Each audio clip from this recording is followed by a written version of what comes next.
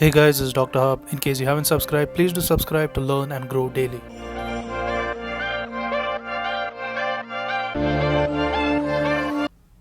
Now we are going to look at neurology and understand neurology. So the first topic of discussion is going to be the CSF findings. So neurology is all about CSF. So the CSF finding first is, let's know what is normal. The normal is first glucose. So the units we are discussing is in mg per dl. And what about glucose? So normal glucose is going to be 40 to 85. And looking at the protein value is going to be 15 to 45. And then comes the WBC. The WBC is less than 5 and it has about 60 to 70% of the lymphocytes and less than equal to 30%. So 60 to 70% of the lymphocytes and then less than 30% of the monocytes and macrophages. So this is about the normal values of the CSF. So we need to remember this as we move on further. So what about bacteria? So in case of bacteria, the glucose level is going to be less than 40. So we are seeing the bacterial level, it is less. In bacteria, the glucose level is less. Next comes the protein. So in case of the protein, there is a higher protein in case of the bacterial. So protein is increased, that is ideally above greater than 100. And then looking at the WBC, in normal the WBC was less, whereas in case of the bacterial, the WBC it increases.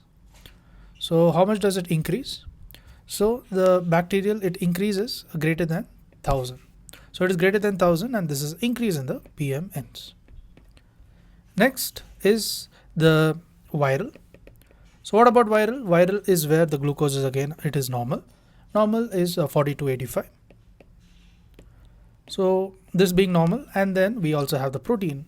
So what about protein? Protein is again 20 to 80 mg per dl, and then comes the WBC. So what about the WBC? The WBC is about 25 to 500 and it is predominantly the lymphocytes. So a very high increase of WBC was seen in case of the bacterial. And then the viral is also increased but not as much as the bacterial. Next we move on to the TB. So in cases of TB, there is a decrease in less than 50 of the glucose and there is 100 to 200. So what is this 100 to 200? It is nothing but the protein. The protein is 100 to 200 and then comes the WBC, that is about 25 to 100 is the WBC. The normal WBC was less than 5, here it is 25 to 100. Next moving on to the fungal. So as far the fungal is concerned, it is the glucose is low, that is it is less, and then when you look at the values, it is 150 to 300. So what is 150 to 300? It is nothing but the protein. The protein is 100 to 300. So fungal, there is an increase in protein, that is 150 to 300. Next, what about the WBC? WBC is about 400 to 600. Next, moving on to the parasitic. So when you look at parasitic, it is going to be normal, that is the glucose is normal, and then comes the value, that is a protein. The protein is going to be 50 to 200 and the WBC is going to be around 150 to 2000. So this was about the CSF. Next, moving on, we are going to look at the acute bacterial meningitis. So what is meant by the acute bacterial meningitis? So acute bacterial meningitis, we are going to look at the causes as well as the treatment. So we are dividing it into various age groups and then we'll be looking at the treatment respectively. So the first age group will be the less than 1 month of age. So in such age groups, the bacterial pathogens, it includes the E. coli. We are going to mention a few of them. We're going to write a few of them. So E. coli, Streptococcus B streptococci, Enterobacteriaceae, then Listeria monocytogenes. So these are a few important bacterial pathogens less than 1 month of age. So the empirical therapy, that the treatment is going to be the third generation cephalosporins along with the ampicillin. Next is a question on what if it is 1 month to 2 years. So in such case, where 1 month to 2 years, it is again the major organisms being E. coli, group B streptococci, and you have the H influenza, the S pneumonia, as well as the N meningitis. So here it is going to be again the third generation cephalosporins along with the ampicillin and along with the vancomycin. So 1 to 2 years, as the age increases, one more drug is in addition, that is the vancomycin. So vancomycin in case of the PRSP is suspected. Next, moving on to we saw from 1 month to 2 years. Next is the 2 years to 50 years. So what happens in case of the 2 years to 50 years? So 2 years to 50 years, there is no risk factors for the listeria. No risk factors for listeria. So this is the what we are going to look at. So in such cases, the organisms include the N pneumoniae, the N meningitis, titis. So here what are the drugs? So drugs includes the third generation cephalosporins along with the vancomycin. So third generation cephalosporins along with the vancomycin, on addition with the vancomycin. The next is the age. The next is the age. If it is greater than 50 years, what is the thing? So if it is greater than 50 years, or the risk factors for listeria. So age is greater than 50 years and the risk factors for listeria. So here what is required? The organisms, it includes the S pneumonia, the Neisseria meningitidis, the Listeria monocytogenes, the group B streptococci. So here as well, it is again the third generation cephalosporins along with the vancomycin as well as the ampicillin. Next, moving on to the post-craniotomy. So let's look at a condition where there is post-craniotomy or the head trauma and the CSF rhinorrhea. So in such cases, the organism involved is going to be the gram-negative bacilli. And after this, the treatment is going to be the ceftazidime along with the vancomycin. Ceftazidime and the vancomycin. Next is we have the post-shunt surgery. So in cases of the post-shunt surgery or the Ommaya reservoir or the Ommaya reservoir. So here the organisms include the S. aureus, the Staph aureus. Next, it also includes the coagulase negative. It includes the coagulase negative, that is a staphylococci. So in case of the post-shunt surgery or the Ommaya reservoir, there is the drugs are the same. That is, you have again the ceftazidime as well as the vancomycin.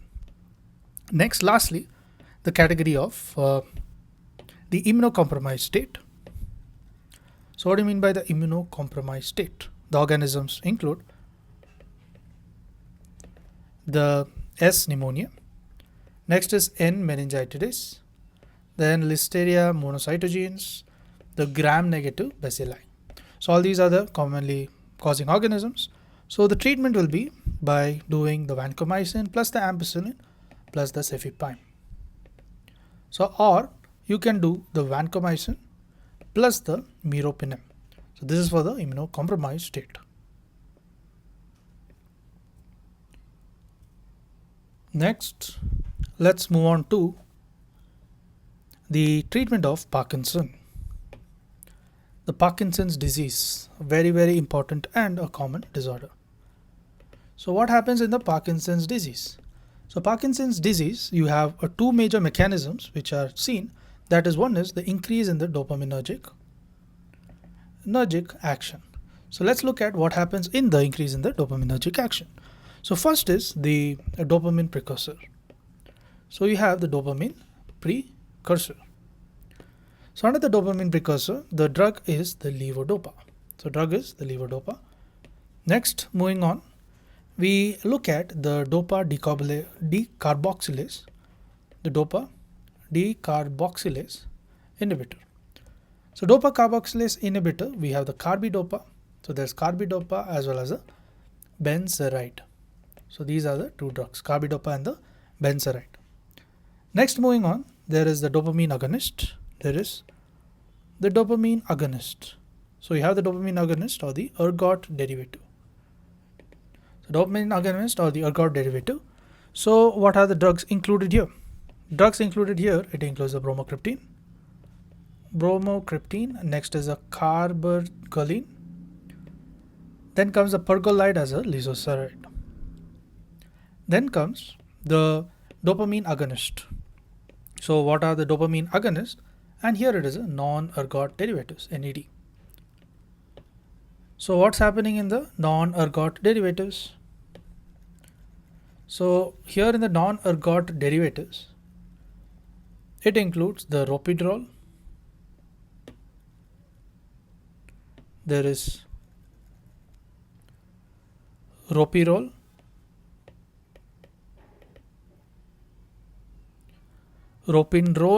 then is the pramipexole, the rotigotine as well as the apomorphine. So these are some of the drugs. Then comes the dopamine facilitator. So dopamine facilitator, there is a amantadine. So there is amantadine. Then comes the MAO inhibitors, MAOB inhibitors. MAOB inhibitors, there is salicyline as well as there is rasagiline. So they are the MAOB inhibitors. Then comes the COMT inhibitors. So under the COMT inhibitors, there is tolcapone. Next comes the entacapone. So they are some of the drugs. Next, moving on, we will look at the anticholinergics which are used in case of the Parkinson's. So what is happening in the anticholinergics? So anticholinergic drugs, it includes, first is the antimuscarinics. So under the antimuscarinics, there is the benzhexol. There will be benzhexol. Next, there is going to be benztropine. There is going to be procyclidine. Then looking at the H1 antagonist. So under the H1 antagonist, we are going to have the promethazine. So there is promethazine, there is going to be orphanedrine as well as the diphenhydramine.